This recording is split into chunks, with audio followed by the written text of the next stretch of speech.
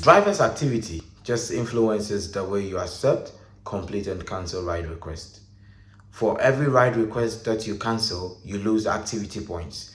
And for every ride request that you complete, you gain activity points. For every ride request that you skip as well, you lose activity points. So for us not to lose activity points, let's try to accept and complete every ride request that we get. If for any reason you are unable to reach a client and you want to cancel, just wait for the waiting period, which is 10 minutes, and you can cancel without losing activity points. At the end of every trip, the client or the rider gets a chance to rate you. So they can give you 5-star rating, they can choose good music, comfortable driving, several options. This would influence whether your rating would go up or it's going to drop.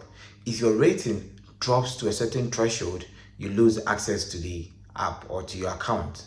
After some few days, we allow you back into the service and you have to try and increase your rating. You have to give clients good customer service or good customer experience for them to rate you properly or give you good ratings so your rating can be at a very high standard.